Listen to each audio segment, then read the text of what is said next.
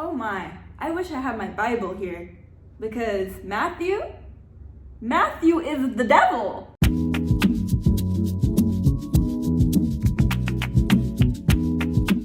Welcome back to another video. I am actually so shocked and disgusted and scared after watching episode 1. But before we get into all that, welcome back to my channel if you are back, and welcome for the first time if this is your first time.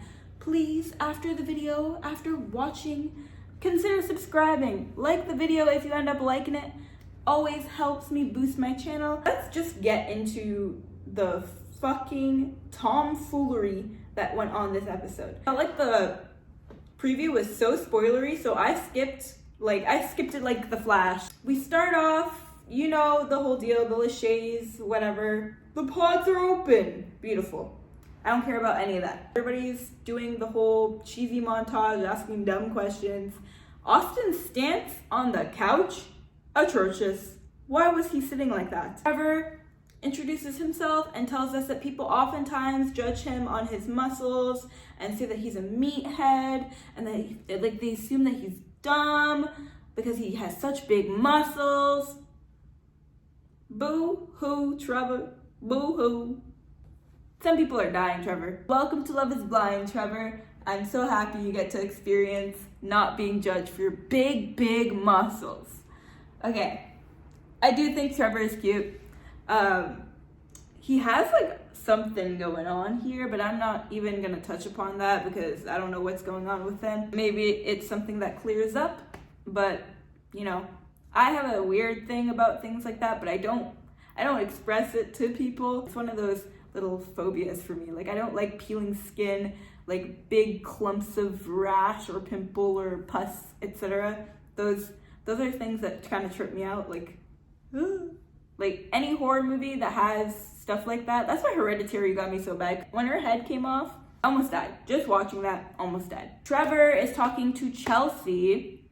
Chelsea and Trevor seem to be doing really well. They're giggling, gaffing or whatever. Trevor has a dog named Chelsea, which is cool. Then Chelsea's like, I have a dog named Trevor, you know, trying to quip, I guess. Chelsea's laughing very, very hard. And she laughs with like her whole mouth. She goes, ha ha ha. Nothing Trevor said warranted a gut laugh like that. Maybe she's just trying to make sure that he understands that she is enjoying the conversation. In person, people can tell that you're listening because they're looking at your face, but through a wall, like, it might sound like you are just silent or diverging the conversation. Jimmy seems like an absolute snore to me. I really ripped him up in my first impressions video. He's really not that bad. He seems nice, but he seems so basic, like just a basic nice. But I don't feel like Jimmy is very genuine. Not in the sense that he's lying, but in the sense that he is people-pleasing. I feel like Jimmy does not stay true to himself, and it's going to end up hurting him and whoever he ends up with. Let's get into Matthew. Matthew comes up on the screen, 2 seconds. This guy has a list. Now, I want us to have a very nuanced conversation about Matthew, even though I am scared of this man and I want to cuss him out. I think Matthew may be neurodivergent. However, him being neurodivergent does not make him any less of a bad person or any less of a scary person. Can we be clear? Let me be clear. Because I don't want any, like, if I ever call him a psycho or call him crazy, I don't want anybody to think that I'm stigmatizing anyone. But Matthew has problems. Matthew has deep-rooted problems. Matthew has a list of 1 to 15, and he's telling these women, pick a question on my 1 to 15 list. They pick the question, and then they obviously are trying to make a conversation and get to know him. And so, like, he won't even answer back a question as simple as, how are you? Somebody asked him, how are you? And he goes, yeah, I'm not doing this. And he gets up and, like, freaks out and leaves. And he asked one girl a question, and she was going on too long, I guess. And he left the room, right? He just left. I'm not sure if that was an editing trick, if that conversation was really that long, like she was really going on and on and on, because it didn't really make sense. I wrote in my notes that if Matthew and AD end up together, I'm fearing AD's life. I'm sorry guys, Matthew gives me skins animals alive vibes. I'm scared of him. I'm scared of him. So I don't know if Matthew really likes black women. He gets asked later if he has a problem with race, and I don't know why AD, because that's the black girl that he's talking to, which she is so main character, and I am so here for it. In any case, AD asked him, how do you feel about difference in race, blah, blah, blah. AD, nobody is gonna say that they hate black women on national TV. Nobody's gonna say that. Once he meets you, he might be like, you know, you don't really align with my preferences when it comes to how women look. But he will never say, I only date white women. No one's saying that on national TV. I mean, some people might. Some people have that much of audacity, but not on the white man's Netflix. Matthew, in his conversations with AD, and we'll see this later on in the episode as well, is very grandiose. He's very, I'm all for you. You make me smile. Remember, I'm only telling these things to you. It's only you. You, AD. I love you. I don't know if he said I love you, but he might as well say it at this point. The amount of pressure he's putting into his words. And yeah, I feel like AD is getting that vibe that like, oh, none of the other girls like him, but he likes me, so I like him. And maybe he's just misunderstood. Girl, he's not misunderstood. We all understand. And what we understand is that something's loose. The ladies and the men go back to their lounges. Why Ashley is talking about vagina pulses. Girl, shut up. We don't see much screen time of her in episode 1. Maybe she'll get more. Or maybe she just is gonna disappear. Which, you know, only one black girl can make it. One of my notes, that Matthew is 100% neurodivergent. Because something is just like, he's not socializing properly. Not even with the other men. And it seems like he is a robot who has studied how to be human. And he mentioned that he's in therapy and he only gives his therapist one-word responses. And he's only doing therapy because he was like, oh, it's a thing to do. What? Is he a bot? Is Matthew an AI alien experiment sent on Love is Blind to terrorize the women? Is he an alien sent down from space who's gonna come in and like crawl into someone's skin? Because that's what he's giving, and I'm scared. Matthew would not even cheers with the other men. All the men are like, what's going on with that guy? Why doesn't he talk? Yeah, and AD is back with the women, acting like she cracked the case of Matthew, and she got him to open up his pistachio shell, as she likes to call it. And pistachios aren't even that good, AD. Be for real. Pistachios are not even that yummy for you to use that analogy. So he has a hard shell, but inside is so yummy. It's a pistachio. Because all the women don't like Matthew, because Matthew was weird.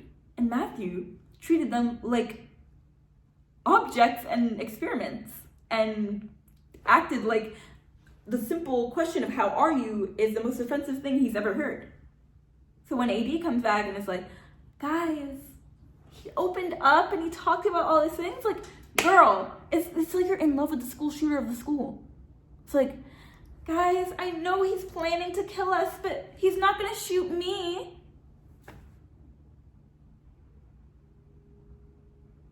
Girl, run! Amy and Johnny are having a conversation about going to Japan, which came off very cringy to me because, like, whenever people are like they want to visit Japan and then they bring up anime in the same conversation, I'm like, what? And Amy isn't white, because I wrote in my notes, 2 white people talking about blah blah. but Amy's Puerto Rican, but she's very white passing, so. In any case, it was just kind of cringe because if you ever go to Tokyo, for instance, you're gonna realize that it's just a city like any other city that has culture and people, good people, bad people. It has prostitutes, it has all the stuff that cities have. Japan is not an anime, and I hope that people don't fantasize about Japan in that way. Like when I think about Japan, because I also want to go to Japan, I think about the food. I think about the food, I think about the sights, I think about the smells on the street. I'm not thinking about Naruto. Let's calm down.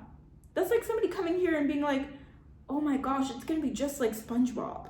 Amy and Johnny were talking about upbringing, and Amy had grown up coming to the country and she doesn't remember much of her childhood. She was an only child. Her dad had to beg people at church to come to her birthday, which is kind of sad. That's very sad. I can imagine that being very like traumatizing. And she prayed upon a star for her little brother and it came true. And that was actually a very cute story. Johnny talks about how his upbringing was a little bit different because he had a bunch of siblings and they were all on top of each other all the time. But yeah, I see it for them. I see it for them if they have more conversations because they're already getting kind of deep. They're not too surface level, which is great. And they seem to have a really fun time talking to each other. Love that. Clay and AD are also getting along. They're doing a bunch of, oh, Clay, oh, AD all day. Like, I don't know if that's flirting. That, to me, gives me friend vibes, not even, like, best friend vibes. That gives me the friend that I only see in one class vibes. And, like, we have one running joke type thing. But I love it if they love it. Clay likes AD. Well, this is before the ending. This is before the end of the episode. So I'm thinking in my head, oh, so Matthew's going to hear about this, and then Clay is going to become a skin suit. Because he scares me. Matthew is terrifying to me. As a woman, Matthew is downright diabolical. Off topic, but AD's hair right here, needs to go like this. We need to go like this. Or something about the sewing of this is too high because it makes her head look like a cone. As a black woman who loves you, because I love all my black women's, and so far, AD is making me very proud because AD stands on what she stands on. I just hope she doesn't fall for anything weird. And even when, we'll get to that at the end, actually. But she keeps her cards close. She stands on what she believes in. She doesn't fold. This is only episode 1, though, because I feel like next episode, she might fold because the better option has proved itself to be bad. I think we as black women tend to have this ideology that no one's ever going to see the back of our heads. But people are seeing the back of your head. Because this is TV. But, AD, despite your cone head hair, your outfit, the one with the jeans and the belt and the tank top, eating. I know I just insulted your hair for like a good minute, but it's for your own good. So far, the women seem to be doing really good in the ladies' lounge, not like season 4 where it was Caddy, and Braddy. Seems to be going good this season, so far. We'll see if it can keep going good. Only episode 1. I love talking in episode 1 and like everything changes by episode 2. So Jessica and Jimmy start talking. Jessica, for those that don't know, has a 10-year-old daughter. Jessica has a 10-year-old daughter. And Jimmy is the guy I called a blockhead in my last video. I feel like, just to get this out of the way, Jessica needs to lead with the fact that she has a kid. There's absolutely no excuse for that. Like, would you leave that off of your dating profile? No, you wouldn't. That is a main thing that you need to say. Like, hi, I'm Jessica. I'm blah, blah, blah years old. I have a 10-year-old daughter. I'm from blah, blah, blah. Like, you don't have to make it a big deal, but you have to mention it. And it's like, you want people to get to know your personality first because motherhood doesn't define you. But motherhood does define you. It is not your identity. It's like, you're not Jessica the mom, but you are Jessica who is a mom. You are Jessica, who is a mom. And the fact that you are a mom changes your daily habits, how you approach life, everything like that. Right? So I feel like you should weed out people who don't even want that, instead of making somebody compromise their initial reactions and beliefs because they're like, well, I do like this girl, so I'm gonna sacrifice this integral core belief of mine that I don't want children yet, or I don't want to raise somebody else's child, or blah, blah, blah. People are people pleasers, and that is where we get back to people pleasing with Jimmy, because later in the episode, Jimmy gets told the news, and he doesn't take it amazing, he doesn't take it bad, but he says like it's not a deal breaker. Meanwhile, he's shaking in his boots and like about to piss his pants. Jimmy blows his nose during their conversation, and they act like, oh my gosh, he blows his nose like an elephant. My mom blows her nose like an elephant, actually, and it is 20 times louder than him blowing his nose. Jessica, I don't hate Jessica. Her voice, she can't control it. I need to stop judging people on things they can't control. So I'll judge people on their clothing, on their hairstyles, but on their voice, I will just say it's a little tough. Because when she's talking serious, her voice goes down, and her voice is quite normal. She reveals that she has a kid to Jimmy, and he's acting and telling her it's not a deal breaker, blah, blah, blah. But this man is shaking in his Nike Blazers. He is quaking like a leaf. And my thing is, you now have already spouted the words, it's not a deal breaker. So you're gonna look like a real dickhead if you come back and you're like, actually, which it's your right to, obviously, Jimmy, but you need to stand in what you believe in. You can't just say things to make people not feel bad. If it is a deal breaker, it should have been said right there. She would have cried, but she would have got over it. Life is life. And right after that, I assume, or at least in the same day, Jimmy goes to talk to Chelsea, of whom I forgot he had a connection with at all. And Chelsea drops a bomb on him that she is a divorcee. Now, Jimmy is just overwhelmed of the day that he's been having. I'm pretty sure he was scared that Chelsea was going to say that she also has a kid, because he was sweating bullets, damn near pissing his pants in his pod. So she's like, I've been married before. I got married super young, was with him for 4 years or 5 years, etc. And yeah, I wish him the best, but we're not meant to be. I think she actually says that to, what's his face, Trevor, but whatever. Jimmy, like, loses the capacity to string sentences together. And so I don't think Jimmy said anything wrong, but he didn't say anything right. Like, this man was lost for words, babbling, didn't know left from right when he was talking. So Chelsea is taking whatever babble he's saying the wrong way, and she starts crying on the floor, talking about, I guess you can't like anybody. And Jimmy's like, oh, I'm literally trying to tell you the opposite. So Trevor and Chelsea start talking, a new conversation, and Chelsea, this is very manipulative to me. I don't know if anybody else noticed this, but this is manipulative to me. So I'm assuming this is the same day.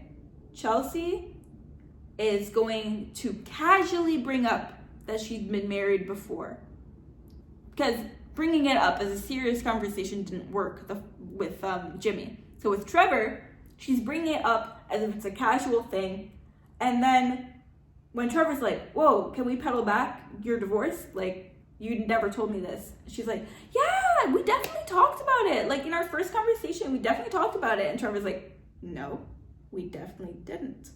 And I believe Trevor, because she brought it up to Jimmy as a thing to tell him. So why would you tell Trevor in your first conversation? That doesn't make sense. Chelsea, you're lying. Chelsea is willing to shift things to fit a narrative and manipulate people in that way. That gave me really bad vibes. Trevor takes it really well.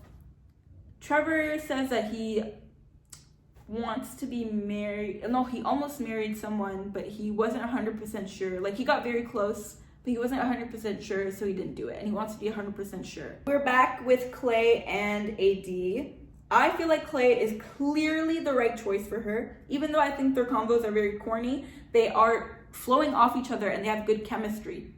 But I fear that Clay and his big mouth and his rat behavior, like, is going to push AD away and into Matthew. I'm hoping that she ends up with Clay, because AD and Matt is a recipe for a missing woman. In this conversation, Clay starts talking about how, like, physical appearance is super important to him, and he will be very disappointed if he doesn't see what he wants to see at the reveal. Sir, that's fine. You're allowed to like the looks of people. That's normal. This is Love is Blind, though. You fumbled the bag. You fumbled the bag. She is so into you. And you fumbled it so hard. And the thing is, he was like, big butt, petite, big lips.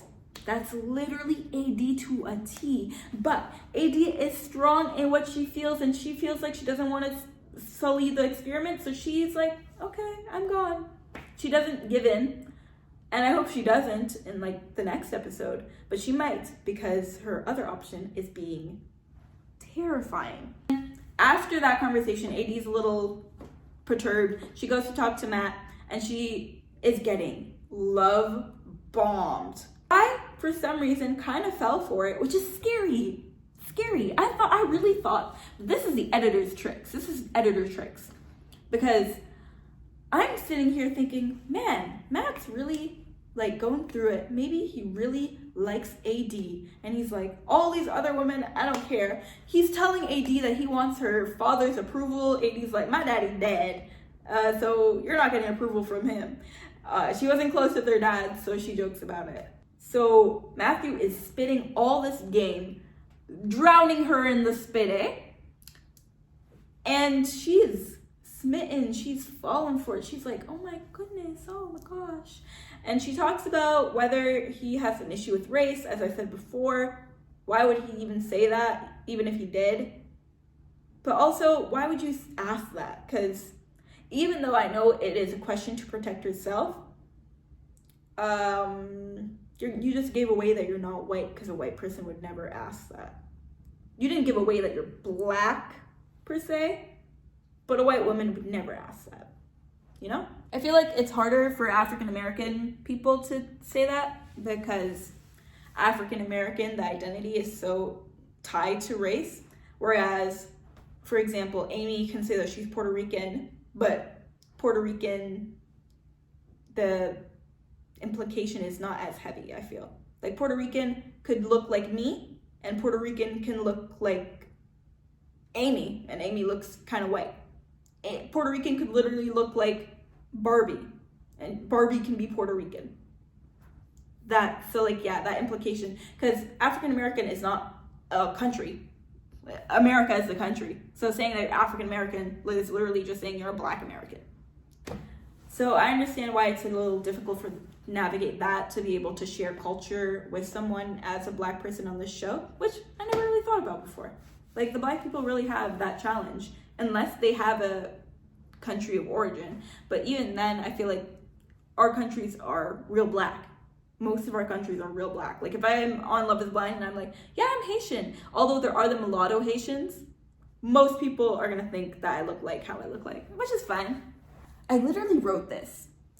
By the end of the episode, I don't hate Matthew. He's a little crazy, but also I feel like he has very, very deep trauma, obviously in therapy for a reason, deeper than he wants to tell us. That's what I wrote. So, like, at the end of him and AD's conversation, I'm like, okay, Matthew, you're good in my book. Just don't hurt AD, please. Because, you know, you apparently love her and you want to run away with her and you want to marry her right now. Like, if you could find a map to her, you'd go to her right now. That's what you're saying to my girl. Then we get back into the lounge. We get back. I need to look at you. I don't look at the camera often, but I'm going to look at the camera. We get back to the lounge, okay? And Amber, the other Amber, because AD stands for Amber Desiree, but she goes by AD, which is better for us because we don't need to get confused with two Ambers. Amber is talking about her date with Matt. And she is literally saying what Matt told AD, bar for bar, word for word. Literally, Soulja Boy, he stole that whole flow. Matthew stole his own flow, and he's been saying the exact same words, which leads me to think that he is sitting in a corner of his room writing lines at the beginning of the day that he's going to use on all the women that he's talking to. And it's even scarier because they're both named Amber. I don't know why that trips me out even more, but the fact that both the women that he's talking to are named Amber, that's scary, because that means he has a thing. He's like, I like that name. Amber. I like both the Ambers. Amber is a cool name. I'm gonna get the Ambers. One or the other. But to use the exact same lines on the same day. And whoever the editor of that episode is, go to hell. Because you really played with us. You played with us. Because we didn't see the other Amber's dates at all. We didn't see the other Amber's dates at all. They just sprinkled that at the tail end of the episode. Like, hey guys, I know we tricked you. We spun this whole narrative that Matt was like this weird guy that AD was going to change. Nope. Still weird. Still weird. I am scared. Anyways, that is the end of the review. I'm going to watch episode 2 and try to get that review out as soon as possible. I'm terrified. I need Matthew to go to the deepest pits of the warm place downstairs. Thank you. Thank you for watching and for sticking through the whole video. If you liked the video, be sure to like the video, comment what you thought about the episode, any predictions, but no spoilers, please and thank you, no spoilers. This is the episode 1 review. Meaning we should only be talking about episode 1 in the comments, please and thank you. Be sure that you subscribe if you want to subscribe and get more videos from me. Hit that bell so that you know when I upload. Yeah! Anyways, my name is Kessie Laisa. Thank you for watching. Bye. Love you.